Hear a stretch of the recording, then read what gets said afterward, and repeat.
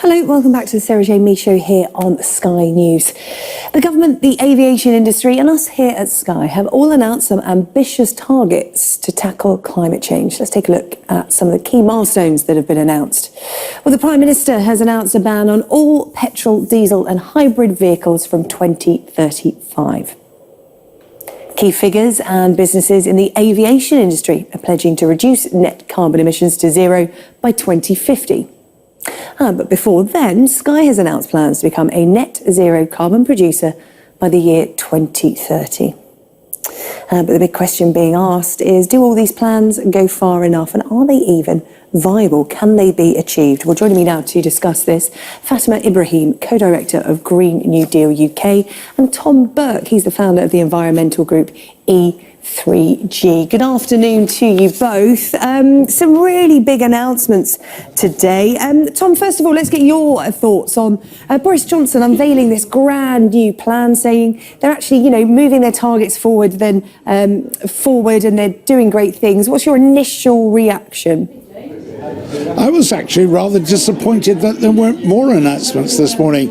I mean, it's very good to get that bringing forward of the vehicle, getting rid of the internal combustion engine, but if we're going to ask the rest of the world to do more about climate change, we've got to meet our own targets, and so far we're not on course to meet the fourth of our carbon budgets. We're off that from about 6%, and we're off from about 10% from meeting our longer run fifth carbon budget. So I think we've got to do a bit more than the announcement we heard this morning. We've got to see what people are going to say. There's being ambitious and then there's being realistic. Even this announcement today, people are saying, where's the infrastructure? The motor industry isn't ready. They had no clue about the moving of these goalposts, as they've put it. Well, you're right about the fact that the infrastructure is there. That's why, in a way, what's much more important than the announcement today is what's in the budget in terms of spending on infrastructure, whether it's infrastructure for electric vehicles or whether it's infrastructure for improving the energy efficiency of our homes. We've got to see real money committed if the Prime Minister is going to be taken seriously by other governments in getting the summit at the end of the year to be a success. Fatima, are you taking the Prime Minister's plans seriously? It's interesting, isn't it? Announcing these big, bold targets, but without revealing a plan or any costings. I think you were right to use the word realistic. These aren't plans that are realistic. What we're hearing again and again is recycled targets. Our government committed to 2050 net zero in 2015 at the Paris Summit. Nearly 5 years on, there is still no plan to realistically get us there, and any sort of announcement that is bringing forward dates by a few days, or a few years, I should say, is not enough. We need to see the plan. How do we actually get there? Targets are not enough, and we're running out of time. And it's the same for the aviation industry. This is an industry that could write the handbook on greenwashing. They've set a target, and their plans actually say that they are waiting on technology that yet doesn't exist. That is not realistic. Tom, it's interesting, isn't it? All this talk about targets and plans, and the government have got to start somewhere, haven't they? But there seems to be this big rush to announce things with nothing to back it up. Is that of real concern to you?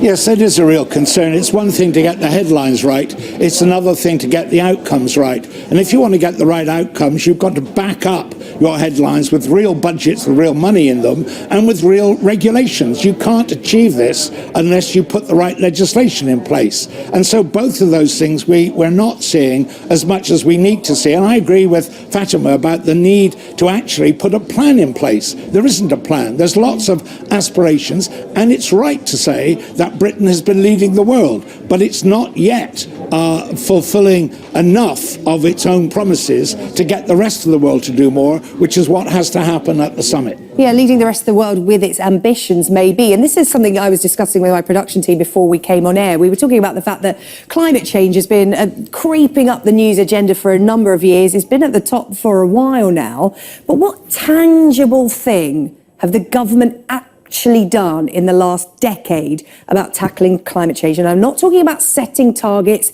in a decade or 2 decades' time. I'm talking about something tangible, something that affects all of our lives, that's making a difference. Fatima, I'll come to you first. Can you name something?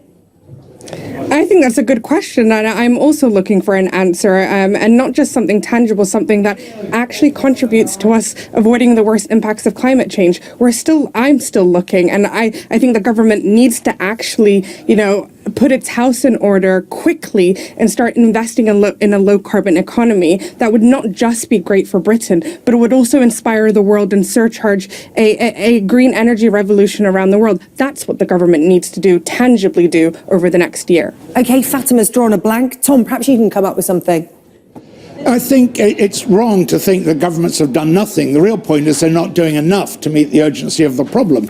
In this country, we've done a really important thing the world is copying by the Climate Act, which sets in place real budgets to do it. Also in Britain, but also especially in Germany, we've seen massive investment in renewables, which is why the costs are now falling so fast in the low carbon energy technologies we're going to need to deal with this problem. So I don't think it's right to say that governments have done nothing. The real problem is we've got to accelerate that a lot more. Yeah, I'm not suggesting the government have done nothing. They've been making lots of plans for the future. But what I'm asking is, what have they done that affects climate change now, today?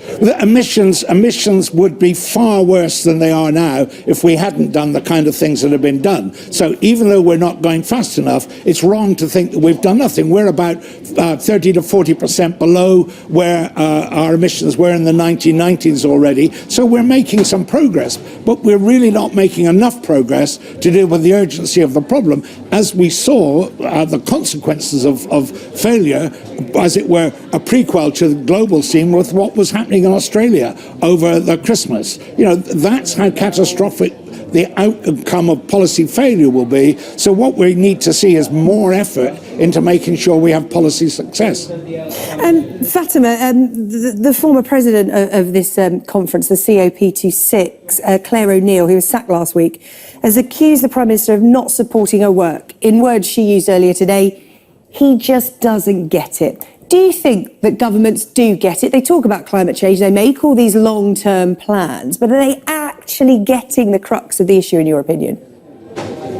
None of the action that they're taking, or should I say lack of action, is sending out a signal that they do actually understand what it's at stake. It's very rare that I agree with Claire Perry O'Neill, but she's right, and it should be alarming, and it is setting alarm bells around the world that we have a government that is offered to host one of the most crucial climate summits, one of our last opportunities to come together and forge a plan to avoid climate catastrophe. And we have a prime minister that is not interested or doesn't quite understand the crux of the problem. And there is still time, and I'm hoping that there will be a new president that is appointed and that the government starts getting its act together. And if not, they will be hearing from all of those people that took to the streets last year and inspired global change, and we will be holding them accountable over the next 9 months. Yeah, Tom, how much do the government really get it? Because I'm not just talking, buying into the Greta Thunberg philosophy here, knee-jerk reactions because everybody's talking about climate change. The government has to be seen to be doing something. And this comment from Campaign Fair Fuel UK, which of course has a vested interest, but this highlights one issue. They're saying that the government aren't addressing the real problem, which is energy and overall pollution issues. For example, they use an electric vehicle, which they say is 14 times worse environmentally compared to a hybrid. This is in part due to the huge environmental footprint of creating an electric vehicle and its batteries, because of course you've got to scrap all the old cars as well. So is that what the government's not getting? It knows it has to do something about climate change. It's just not coming up with the right solution, the right answer to the problem.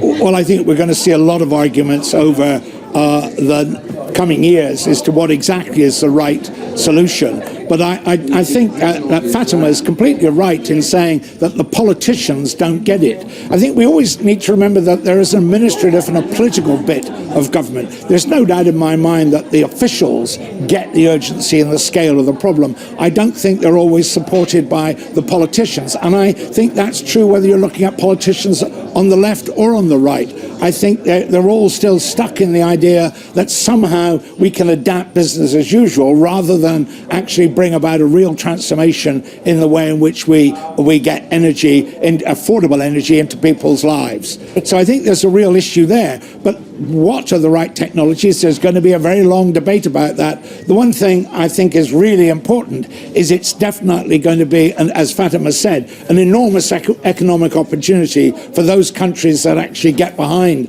building the low-carbon future and develop the kind of not just energy policies, but also labour policies that you'll need in order to train the right workforces to take advantage of the opportunities. OK, Tom Burke, founder of the environmental group E3G, and Fatima Ibrahim, co-director of Green New Deal UK. Thank you for your time here this afternoon. Thank you. Now, it should have been the starting gun for the race to face Donald Trump in this